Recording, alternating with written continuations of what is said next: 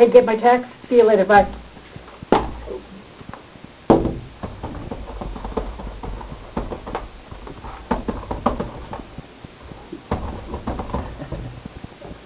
Read the email I'm sending to you right now, okay? Bye. We text, we tweet, we email, we phone, cell phone, but do we ever really talk? And there's a lot of chattering going on, but is anyone ever listening? Fellow Toastmasters, honored guests, and especially Madam Toastmaster, this evening, I want to talk about just talk. It's an art. Talking face-to-face, having conversations, even telling stories. It's a lost art. Whatever happened to good old-fashioned conversation? I'm not sure I know. I remember sitting at the table, morning, noon, and night, having a conversation with our family. We talked about a lot of things during the meal. Sometimes we got scolded, too. I think we did that day. But we talked while we were making dinner. We talked during dinner. We talked while we were cleaning up, doing the dishes, wiping off the table, sweeping the floor. We were talking about friends, school, the ride home on the school bus, math class, science class, homework, home ec, boyfriend, brothers, sisters, the neighbors, my grandparents, what we were going to do this weekend. Maybe we got to watch TV, not always. Or who got the bath first this weekend. There was never a dull moment when it came to talking in our house. Everybody was talking. There were 7 of us. It was never dull. Today we're lucky if families even sit down at the table together, and if they do, they're usually emailing with their laptop, texting with their telephone, or talking on the telephone. They don't even pay attention to the other person in the household or in that room. Why do we do this? I'm not sure I have the answer. I'm not sure I do. But I do have some ideas. I want to read a quote. The greatest yearning in a human relationship is to stop acting and become without disguise. In other words, be yourself. Rewards are received when people talk to each other. Just talk to each other. Some conversations are talk-oriented. They should be people-oriented.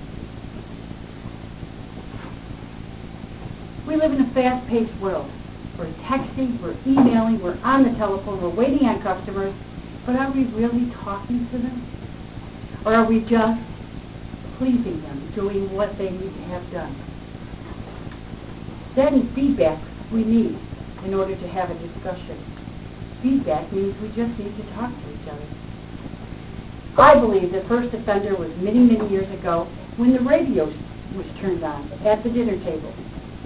People listened to the radio. They quit talking. Then came the television. And there has been many, many electronic, disturbing technologies since then at the dinner table. But you know, technology can be very powerful. And it can make us feel very important. Because we can send what we need to send to all of you, or to anybody else. Hang up the phone, disconnect the computer, and we're done. There's no discussion. I don't need to discuss it. You don't have to ask me questions. I've said this is what it's going to be. Is that fair? No. And I've even read articles where children say the relationships with their parents are idea-oriented. It's not the tone of voice you use anymore. It's the ideas you come up with over the phone or on the computer. We all are multitaskers. I believe, no offense guys, but women are better multitaskers than men. I've had a male secretary and I've had a female secretary. And the females just seem to be able to do 3 or 4 things at once. Is that the best thing? I'm not sure. I have to say my male secretary, though, is the best customer service-oriented person I have ever hired, because he takes the time to make sure that person standing at the window gets what they need. He talks to them.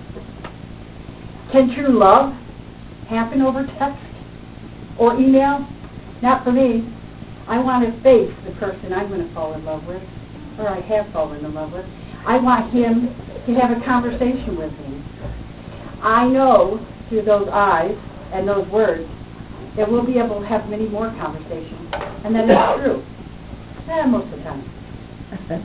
The definition of talk is to communicate or exchange ideas.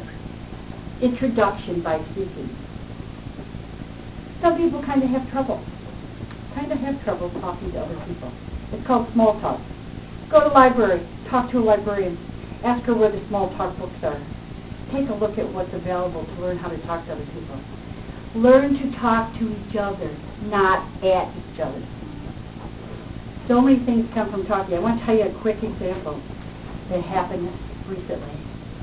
This is a true story. At Dryden Cafe, a bunch of people just sat together and started talking. There were some elders in there, and they said, you know, I live in a senior care facility. I really would like something to do. Most of us garden, but I don't have a place to garden. It'd be nice if we had a community garden. From that garden, I'll take the food back to the care facility, senior care facility, and we'll use it. And what we don't use, we'll send to the food pantries. Do you know what? This really happens. In Dryden, they have a community garden, and they share what comes out of it with the food pantries in Dryden. Not only did they do that, but they've also come up with a way, if funding for schools get cut for art and music, because that seems to be the first thing to go in a lot of schools, they've got a plan already for the new library on how students will still be able to have art and music. In closing, I would just like to say, turn off your TV and computers, turn off your telephone, face each other and just start talking. From that conversation, you're going to get results. You're going to talk about what's in the future. You're going to talk about what's happening now. You're going to talk about where you're going on vacation, what you're going to do to fix the house, how you're going to feed the family for the next year, what you're going to cook tomorrow. Well, I want to have that ice cream I want to have. Just remember to talk to each other. Thank you, fellow Toastmasters.